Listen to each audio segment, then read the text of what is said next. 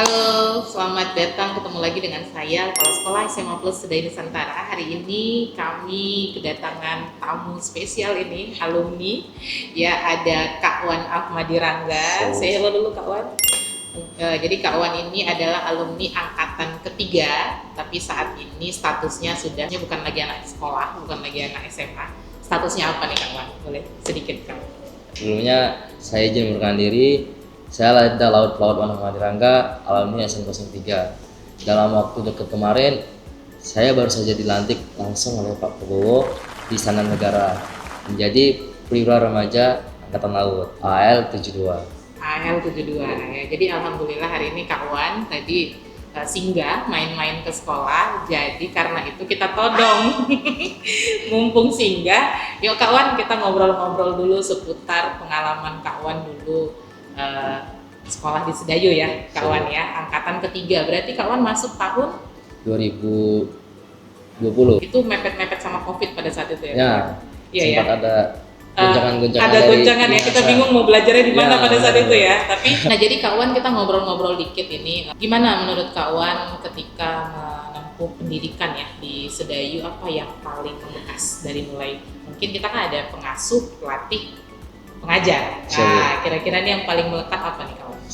Yang saya rasakan selama menempuh pendidikan 3 tahun di sini Bu ya, pendidikan di sini itu saya bilang bisa tidak sama beda sama pendidikan yang di sana. Oh maksudnya di AL? Di Nggak AL terlalu berbeda? tidak terlalu berbeda. Contohnya di sini ada olahraga pagi Bu ya, di sana juga sama. Jam 4 kita harus melaksanakan olahraga pagi setelah sholat subuh. Nah itu sama kami lakukan sama Sedayu Nusantara. Kemudian pengasuh-pengasuhnya seperti Pamong, dan itu juga sama. Ada di Akademi Angkatan Laut, biasa kita sebut Danton, Dangki, sama Danyon. Itu pengasuh-pengasuh kita yang perannya kurang lebih sama seperti Pamong-Pamong, yang biasa membentuk karakter kita, kepemimpinan kita, sama kedisiplinan kita. Kalau pembelajarannya gimana? Kamu rasakan dulu 3 tahun kamu di Sedayu? Kalau yang saya rasakan kurang lebih hampir sama sih. Ngantuk-ngantuk pasti. Ngantuk-ngantuk Yang ya? namanya Asrama siswa tuh ya. Yang namanya siswa dan anak asrama Iya. tidak luput dari namanya ngantuk-ngantuk. Mau dari kita SMA sampai ke sekolah nanti pasti ada. Iya. Kalau di sini guru-guru waktu kamu pendidikan di sini 3 tahun, guru yang favorit kamu deh, guru favorit. Masih ingat nggak? Guru favorit saya Bu ya. Iya. Saya mengarah ke Pak Yakub. Guru Pak Yakub ya. Box. Box. Ya kenapa Pak Yakub? Guru olahraga. Heeh. Karena dari olahraga ini benar-benar jasmani kita, karakter kita kebentuk Bu. Contohnya kedisiplinan kita bisa kebentuk dari olahraga tersebut.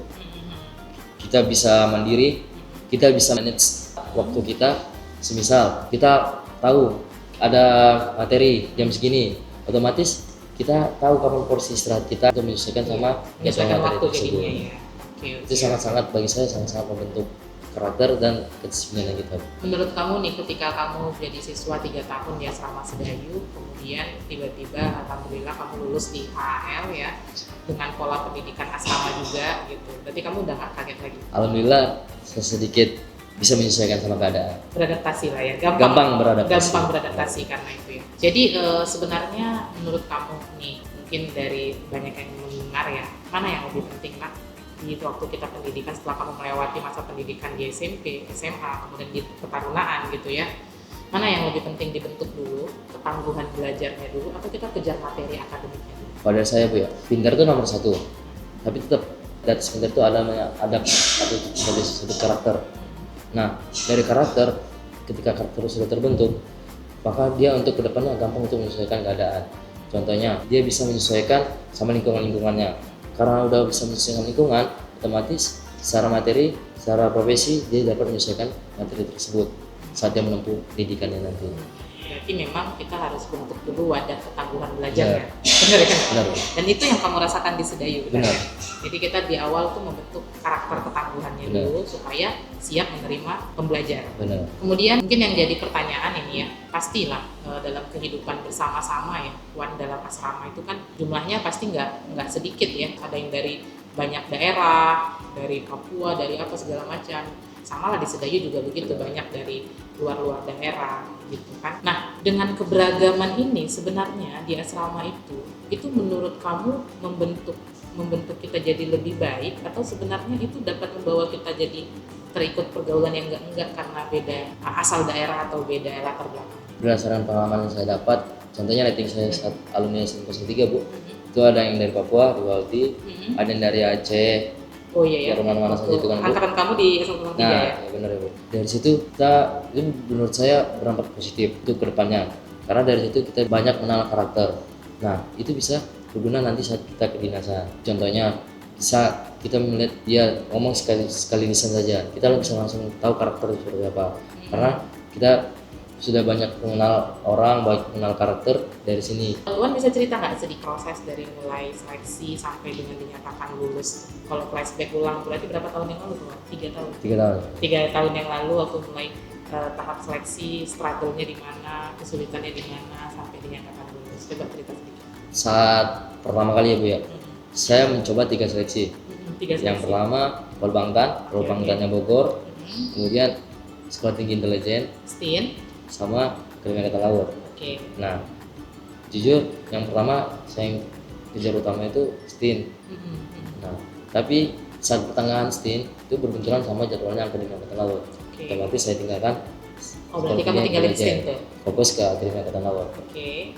Nah, yang paling berkesan dalam saya, jujur dalam segi kesehatan, saya lebih banyak fokus membenahi diri sendiri.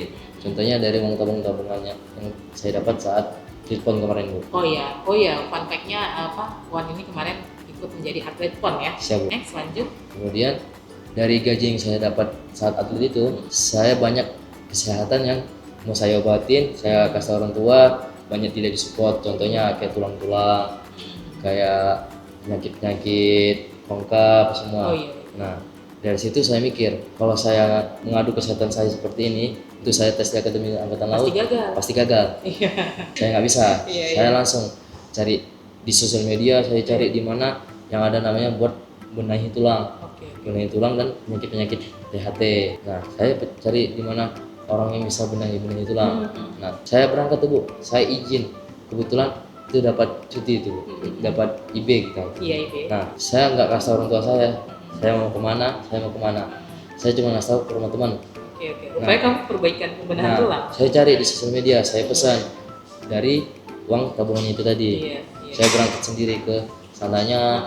Seingat saya Bu, saya harus naik Gojek, saya harus naik Grab, Iya. karena jalannya sulit banget tuh ya Bu ya. Iya. Saya jalan lagi karena tempatnya pelosok-pelosok. Tapi yang namanya anak asrama, ketangguhan sudah Nah. terbentuk, jadi itu ya dari gua aja gitu kan, ya nggak apa-apa dijalanin aja, nggak ngeluh gitu ya Benar, kan. Terus Gampang menyesuaikan. gampang menyesuaikan. Kemudian, nah dari situ 2 kali saya terapi mandiri tanpa ngasih tahu orang tua. Memang dari situ rasa dampaknya dari kesehatan saya, dari tulang contohnya. Kemudian saya bersihin THT, contohnya kayak telinga, Gigi juga ya. gigi saya scaling sendiri Scaling, dari hasil uang tabungan itu. Kemudian saat ngetes di situ saya konsultasi lagi, ternyata varises saya masih ada. varises. Benar, itu kan menjadi penyakit utama bagi kita tuh. Nah, Karena olahraganya lumayan ini ya, lumayan rutin. Jadi kalau anak-anak kan sering lari, sering olahraga Tidak untuk luput fisik, sudah pasti kayaknya peluang untuk varises itu akan besar. kemudian jangka waktu untuk kesehatan dengan pembenahan itu masih ada waktunya Bu. Nah, saya cari ternyata pamong kita masih bisa. Iya, pada saat itu ada pamong yang bisa suntik Benar. varises. Iya. Saya konsultasi sama pamong bisa, pamong mau, saya obatin, saya suntik. Alhamdulillah yang seharusnya jadi ganjalan contohnya varises itu bisa lewat. Jadi pasti pembenahan sudah tersebut. selesai. Terus masalah tulang belakang, Selesai, alhamdulillah selesai. Kongka di hidung, THT selesai. Bukannya kamu kemarin mata juga ya? Saya mati juga, Mata ya, cuma kalau mata dilasik. mata saya jelas. Oke, udah selesai nih masalah kesehatan. Baru Ke jasmani Bu. Alhamdulillah itu tadi yang saya bilang sama Pak Yakub tadi, yang saya katakan dari situ saya bersyukur apa yang diterapkan sama Pak Yakub, kedisiplinan, kemandirian, latihan fisik yang latihan fisik yang teratur, berat lah ya itu ya. berat, ya terpaksa terbiasa terlatih lah gitu ya. Terpaksa terbiasa terlatih. Nah dari situ saya bersyukur saat dites di daerah, alhamdulillah saya megang jasmani ranking 1. Di daerah, Alhamdulillahnya di fisik situ. terbaik lah berarti. Alhamdulillah dari segi lari, push up, sit up, pull up, renang. Boleh spill nggak larinya berapa? Pada saat itu ya Bu ya, masih di daerah saya cuma dapat 2,9 masalah 2.900 meter. Oh, 2.900 meter ya. Nah di situ itu pada saat di daerah itu masuk nilai paling tertinggi, jangan dirata-ratakan sama yang lain, itu udah masuk nilai tertinggi. Nah dari situlah saya tersorot sama yang lain, karena di daerah aja udah nilai segitu, jadi tersorot. Alhamdulillah ada nama di situ Bu. Iya. Walaupun saya nggak ada basic keluarga militer kan Bu. Iya, Nggak ada yang dari basic militer keluarga ya. TNI. Iya. Terus? Kemudian alhamdulillah karena dari situ gampang menyesuaikan ke yang lainnya. Oke. Pull up-nya berapa? Pull up alhamdulillah nilai 100. Berapa tuh? 17, 15? Saya buat 22 tapi nilai 118. Kamu dapat pull up 22? Siap. Oke. Terus kalau push up dapat Push berapa? up saya nilaikan 143, sit up 41. Oh, berarti kamu kasih push up berapa? 43 Saya kasihnya? kasih nilai 100, 43. Oke. Sit up? Sit up nilai 141. 41. Oke, terus nih di daerah nih. Di daerah berarti yang agak sulit kamu lewatin tuh di daerah di bagian mana? Mungkin tadi struggle-nya di kesehatan ya. Kesehatan. Kalau di daerah ada akademik pada saat itu? Di daerah masih belum ada akademik. Psikologi? Akademik di pusat. Fisiko juga? Psikologi masih ada di daerah. Ada ya? Nah, psikologi itu. Gimana psikologi nih? Psikologi itu sama hal yang biasa kita pelajarin di sini Bu ya. Iya, yang sudah Tapi hari-hari dipelajari. benar. Cuman saran saya Bu ya, psikologi itu terbentuk bukan karena belajar, tapi karena kepribadian. Coba kita ulangi lagi. Sarannya Kak Wan, psikologi itu dibentuk bukan dari belajar, tapi dari kepribadian sehari-hari. Kepribadian sehari-hari. Bagaimana dia mengatur kedisiplinan sehari-hari, kemandiriannya. Psikologi itu terbentuk dari situ. Jadi kalau pengen psikologinya bagus, kepribadiannya harus bagus. Iya, Karakternya untuk membuat kepribadian bagus harus disiplin. Setuju ya? Setuju. Oke. Nah, kita kembali lagi ke psikologi. Tadi gimana psikologi? Nah, karena saya udah selama 3 tahun ya Bu ya, merasa kayak hidup diatur, lama-lama bisa ngatur diri sendiri. Untuk psikologi, alhamdulillah rata-rata yang namanya anak asrama itu bisa banyak lolos di psikologi. Karena kepribadiannya memang sudah terbentuk dari hidup asrama. Fun fact-nya itu. Jadi kalau udah anak asrama, nggak menjamin 100%, tapi mostly lah ya, mayoritas lah ya, mayoritas itu psikologinya sudah terbentuk. Jadi kalau misalnya kan banyak orang tuh berpikir bahwa harus ada pembelajaran psikologi yang intensif, yang benar-benar sangat amat dalam gitu. Sebenarnya salah. Nggak salah juga, cuman yang paling utamanya kepribadiannya tadi. Kepribadian. Jadi itu pasti mengikuti ya. Pasti mengikuti. Kalau kepribadiannya sudah oke, maka di psikologi nggak akan maksudnya nggak sulit loh. Nggak sulit, gampang menyesuaikan sama materi. Jadi waktu itu psikologi kamu terhadap yang lain gimana? Secara nilai realnya saya nggak diliatin, cuman ya bagus aja gitu. Lewat tanggapan, alhamdulillah tanggapan dari atasan. Tanggapan atasan itu bagus gitu. Oh, dinotis lah ya. Nah sama mereka ini bagus. Gitu. Berarti tahapan di daerah itu fisik, kesehatan, selain treatment lah ya, terus psikologi, mental ideologi. Oh iya, ada MI ya, ada mental ideologi. Oh ya, mental ideologi ya lurus-lurus saja selagi tidak menyimpang samanya negara sama aturan pemerintahan, wes insyaallah ya. Insyaallah ya. Kemudian ini Wan, berarti kita berangkat ke pusat kemarin itu dari Sumut berapa? Untuk berangkatnya ke pusat dari Sumatera Utara itu 25 orang. Yang lulus? Yang lulus 15 orang. Oh, hampir setengah ya? Hampir setengah. Oke. Alhamdulillah kemarin 25 kuota Sumut, 2 dari Sedayu. Alhamdulillah. 2 dari Sedayu dan dua-duanya lulus. Alhamdulillah. Iya. Sampai di pusat Wan, yang sulit tuh apa yang sampai di pusat? Cuaca. Kenapa cuaca nih? Kita yang namanya Sumatera Utara Medan ya Bu ya, identik sama panas, gerah, iya, angin. Benar. Sedangkan di Malang, saya kan pusatnya di Malang ya Bu ya. Ibu kan tahu Malang itu kota dingin, kota berangin, cuacanya sangat-sangat bertolak belakang sama di Medan. Sering hujan? Hujan sih enggak, cuman cuacanya dingin Bu. Oke. Itu apa yang buat kamu jadinya kayak cuaca ini menjadi sesuatu yang tantangan lah ya, benar. Apa tuh yang membuat? Contohnya seperti jasmani nih, kita biasa di cuaca panas, pernapasan biasa di cuaca panas. Karena di cuaca dingin lebih masuk ke paru-paru, anginnya berbeda nyengatnya gitu. Oke, jadi yang kamu di daerah dapat 2.900 di pusat? Karena mental lebih termotivasi, udah lebih kuat ya? Dalam diri ada gitu Bu. Alhamdulillah di pusat saya dapat 3.000. Oh, naik ya, alhamdulillah ya. Tadi gua agak sempat khawatir karena cuacanya jadi turun. Yang bikin saya kenaknya itu di pusat itu kesehatan. Kenapa itu? Saya sempat kena demam karena penyesuaian sama cuaca. Iya. Kebetulan kesehatan tersebut adanya di awal, sedangkan saya masih penyesuaian cuaca. Jadi kamu sempat lagi sakit? Kebetulan sakit pas tes. Alhamdulillah yang tidak terlalu berat dan dapat dipertimbangkan lah Bu. Oke. Berarti memenuhi syarat lah ya. Memenuhi syarat. Oke, selanjutnya itu apa ke fisik diulangin lagi tes? Sudah langsung sekali saja. Di Yang di daerah dites, pusat juga dites. Di tes di pusat diulangin lagi tes fisiknya ya, untuk mengkonfirmasi yang di daerah. Ya. Oke, kemudian ada akademik tuh ya. Akademik ada di daerah. Di pusat. Di pusat maksudnya. Iya, di pusat ada akademik. Itu apa tuh? Nah, yang saya pelajari untuk akademik ya Bu. Percis banget sama materi yang ada di kelas 10. Mau matematika, kimia, fisika, biologi. Oh, itu yang di apa? Yang diujiankan. Benar. Kelas 10 dan kelas 12 itu materinya sama. Kalau kita memahami materi, gampang untuk menyesuaikan sama materi akademik yang ada di pusat. Pada saat itu menurut kamu kemampuan akademikmu level 1 sampai 10 kamu berada di level berapa? Waduh. Jujur saya senang di matematika. Tapi tidak senang di biologi.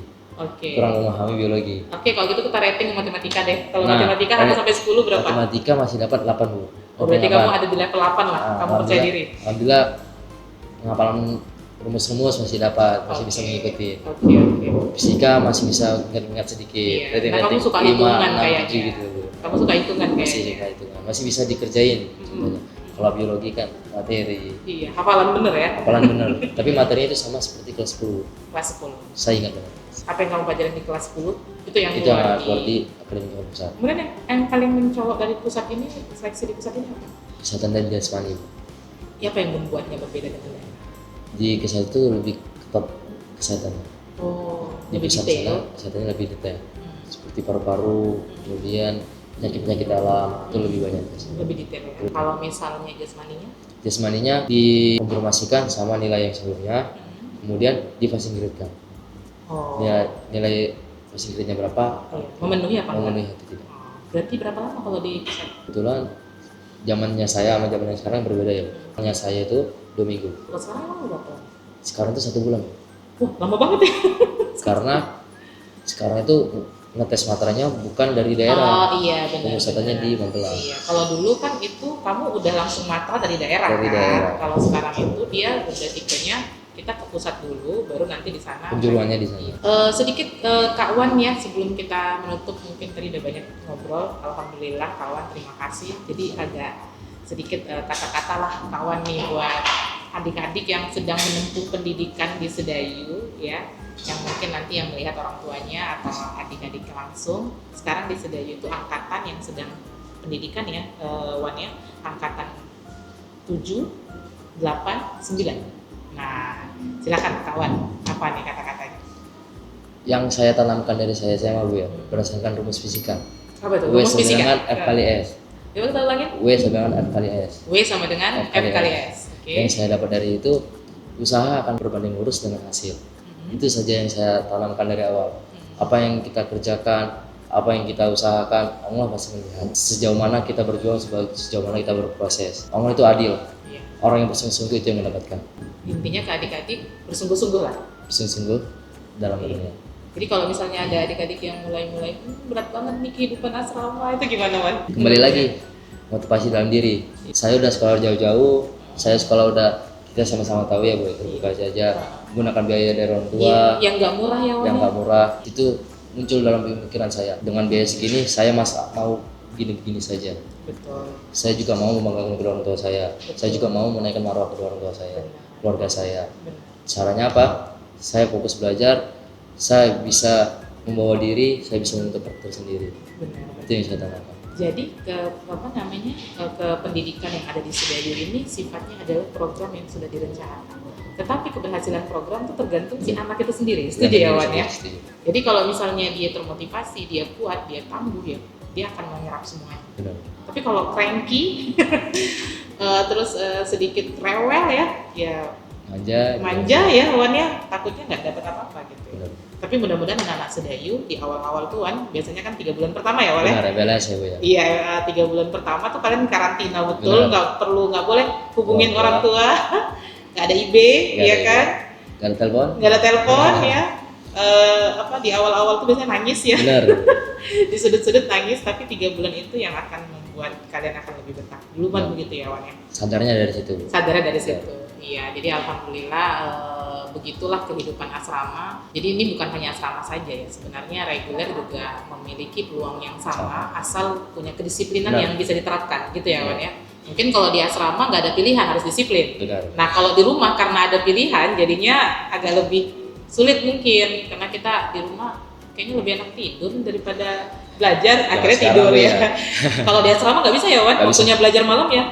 Belajar, nggak boleh tidur gitu. Jadi Wan setuju nggak dengan bahwa kesulitan itu adalah privilege? Benar. Setuju ya? Dari kesulitan bisa membentuk diri. Kesulitan yang membentuk kita. Jadi itu dia ngobrol-ngobrol kita hari ini sama Kak Wan Ahmadi Rangga. Terima kasih Kak Wan sudah datang berkunjung di Sedayu. Kita doakan Kak Wan karirnya sukses selalu. Terus kayaknya masih ada sekolah-sekolah lanjutan ya kawan ya.